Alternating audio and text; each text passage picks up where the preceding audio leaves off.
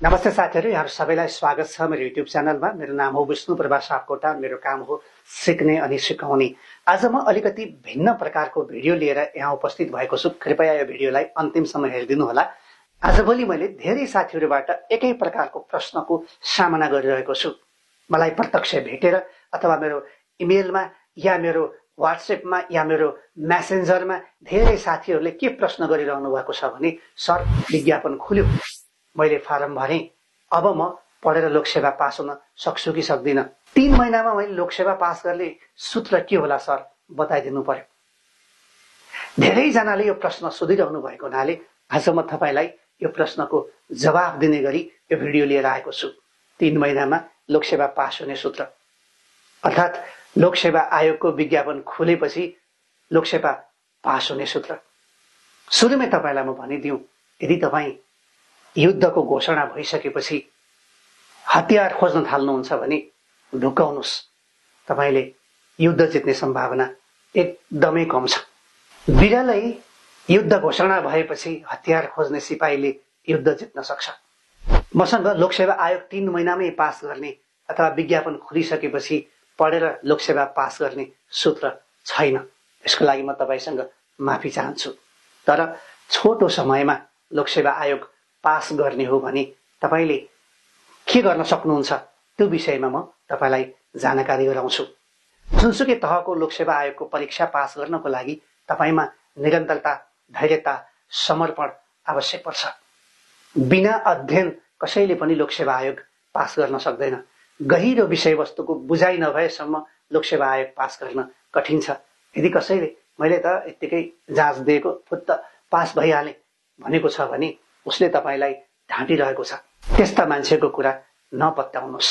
यदि कोही साथीहरू पहिलेदेखि सामान्य ज्ञानमा विज्ञ हुनुहुन्छ, रुचि राख्नुहुन्छ, सामाजिक विषयवस्तुहरूमा रुचि राख्नुहुन्छ, पत्र पत्रिकाहरू नियमित पढ्नुहुन्छ, लेखाइ पनि राम्रो छ, कक्षामा पनि अब्बल हुनुहुन्छ भने उहाँहरूले अलिकति छिटै लोकसेवा आयोग पास गर्न सक्नुहुन्छ। तपाईले लोकसेवा आयोग पास गर्ने समय छोटाउन चाहनुहुन्छ भने यी 5 वटा स्टेपको फलो गर्न सक्नुहुन्छ। सबैभन्दा पहिलो स्टेप हो पाठ्यक्रम र पुराना प्रश्नपत्र आफ्नो टेबलमा राख्नुहोस् र तिनीहरूको राम्रो तरिकाले अध्ययन गर्नुहोस्। पाठ्यक्रमले के विषय समेटेको रहेछ, पहिला कस्ता कस्ता प्रश्नहरू सोधिएका रहेछन्, कस्तो प्रकारले उत्तर दिनु पर्दो रहेछ, के विषय पढ्नु पर्दो रहेछ, यसको बारेमा ज्ञान हासिल गर्नुहोस्। यसरी तपाईले पाठ्यक्रम र पुराना प्रश्नपत्रहरू हेरिसकेपछि तपाईलाई त्यो पाठ्यक्रमको पढ्नुपर्ने विषयको एउटा रूपरेखा प्राप्त हुन्छ, ढाँचा प्राप्त हुन्छ। त्यसको आधारमा तपाईले आगामी दिनमा कस्तो कदम चाल्ने भन्ने कुरा थाहा पाउनुहुन्छ। पाठ्यक्रम र पुराना प्रश्नपत्र हेरिसकेपछि दोस्रो स्टेपमा तपाईले आफ्नो सबल पक्ष र सुधार गर्नुपर्ने पक्षको पहिचान गर्नुहोस्। त्यो पाठ्यक्रम र पुराना प्रश्नपत्र हेरिसकेपछि तपाईलाई के थाहा हुनु पर्यो भने म के विषयमा राम्रो छु। मानिलिउँ तपाईलाई लाग्न सक्छ म सामान्य ज्ञानमा अब्बल छु, जिकेमा अब्बल छु, अथवा म आइक्यूमा राम्रो छु, मेरो लेखाइ राम्रो छ, छिटो लेख्न सक्छु, ह्यान्डराइटिङ राम्रो छ, भाषा शुद्ध लेख्न सक्छु, या मैले यहाँ भएका धेरैजसो पाठहरू कलेजमा पढिसकेको छु, पाठ्यक्रम मलाई त्यस्तो नौलो लागेन। त्यो चाहिँ तपाईको के भयो त सबल पक्ष। अब सुधार गर्नुपर्ने पक्ष हुन सक्छ, मलाई अंग्रेजी कठिन लाग्छ अथवा मलाई आइक्यू त्यति सजिलो लागेन यहाँ सोधेका प्रश्नहरू, या 5 नम्बरको प्रश्नमा सोधेको विषयवस्तु त मैले 8-10 मिनेटमा लेख्न सक्दिनँ, मेरो स्पिड राम्रो छैन। तपाईको आफ्नो सबल पक्ष र सुधार गर्नुपर्ने पक्ष यहीँबाट पहिचान हुन्छ। भनिन्छ नि, संसारमा सबैभन्दा पहिला आफूलाई चिन्नुपर्छ। आफूलाई नचिनिकन, आफूलाई नबुझिकन, आफ्नो बारेमा पर्याप्त ज्ञान नभएसम्म संसार जित्न कठिन हुन्छ। त्यसैले दोस्रो स्टेपमा आफूलाई चिन्नुहोस्। आफूलाई चिनिसकेपछि तेस्रो स्टेपमा तपाईले अध्ययन गर्ने रणनीति बनाउनुहोस्। यो स्टेपमा तपाईले के गर्न सक्नुहुन्छ त भन्दा, अब कसरी अध्ययन गर्ने भन्ने कुरा तपाईँ आफैले पत्ता लगाउनु भएका आफ्नो सबल पक्ष र सुधार गर्नुपर्ने पक्षले बताउँछ। ट्युसन जोइन हुने हो कि, कोचिङ जोइन भएर पढ्ने हो कि, घरमै पढेर पास हुन सकिने हो कि, युट्युबहरूको भिडियोहरूबाट सहारा लिएर पढ्ने हो कि, साथीहरूको ग्रुप बनाएर पढ्ने हो कि, अथवा मैले सबै विषय पढिसकेको रहेछु एकचोटि सरल पढ्छु त्यसपछि म लेखन अभ्यास गर्दा हुन्छ भन्ने हुने हो कि, आफ्नो कमजोरी र आफ्नो सबल पक्षको आधारमा तपाईले अब अध्ययन गर्ने रणनीति बनाउनु पर्छ। यसको लागि दोस्रो स्टेप तपाईले फलो गर्नै पर्यो, आफ्नो सबल पक्ष र सुधार गर्नुपर्ने पक्ष थाहा पाउने। मानिलिउँ न तपाईँलाई कस्तो लाग्यो भने पाठ्यक्रमको बारेमा तपाईँलाई केही पनि थाहा छैन, पाठ्यक्रममा छापिएका जति पनि अक्षरहरू शब्दहरू छन् ती तपाईँलाई काला अक्षर भैँसी बराबर लाग्यो, तपाईँले यो विषयमा कहीँ सुन्नुभएकै छैन, थाहा पाउनु भएकै छैन, केही पनि जान्नु भएको छैन भने अब तपाईँलाई प्रपर गाइडलाइन चाहिएला। कलेजमा गए यसरी पढेर एकचोटि कोचिङ जाने कि ट्युसनमा गएर पढ्ने कि आफ्नो सबल पक्ष र आफूलाई सुधार गर्नुपर्ने पक्षको आधारमा तपाईँले आफ्नो अध्ययनको रणनीति बनाउनुपर्छ। ट्युसनै जानुपर्छ भन्ने छैन, कोचिङ जोइन नै गर्नुपर्छ भन्ने छैन, आफै पढ्दा पनि हुन्छ। तर तपाईँको सबल पक्ष के हो त्यसको आधारमा तपाईँले आफ्नो अध्ययनको रणनीति बनाउनुपर्छ। नम्बर 3, अब तपाईँले चौथो स्टेपमा अध्ययनको वातावरण बनाउनुहोस्। अध्ययनको लागि वातावरण एकदमै जरुरी छ।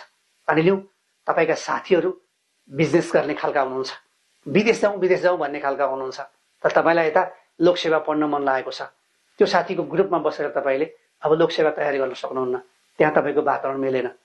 आफ्नो सर्कलको नजिकको आफन्त, गाउँका कोही साथीहरू जो यही लोकसेवाको तयारीमा लाग्नु भएको छ उहाँहरूसँग साथी बन्नुहोस्, उहाँहरूको सँगको सर्कल बनाउनुहोस्, उहाँहरूसँग एक कप चिया खाएर गफ गर्नुहोस्। साथीहरूसँग बस्दाखेरि पनि लोकसेवा आयोगकै गफ गर्नुहोस्। जो आफन्त सेवामा छन् अथवा सेवामा रुचि राख्ने छन् उहाँहरूसँग सम्पर्क बढाउनुहोस्। केही समयको लागि तपाईसँग सम्बन्धित नभएका व्यक्ति पात्रसँग डिट्याच हुनुहोस्। घरमा पढ्ने वातावरण निर्माण गर्नुहोस्, पढ्ने समय तोक्नुहोस्। जागिर गर्नुभएको छ भने जागिर छोड्नुपर्छ भन्ने छैन, जागिरलाई नै पढाइसँग जोड्न सक्नुहुन्छ। जस्तो तपाईँ अफिसमा काम गर्नुहुन्छ, लेखनको स्पिड बढाउनु छ भने अब कम्प्युटरले गर्नुपर्ने काम हातले लेख्न थाल्नुहोस्, टिप्पणी हातले लेख्नुहोस् अथवा चिठीहरू हातले लेख्नुहोस्। चिठी हातले लेख्दैमा गलत हुन्छ भन्ने छैन।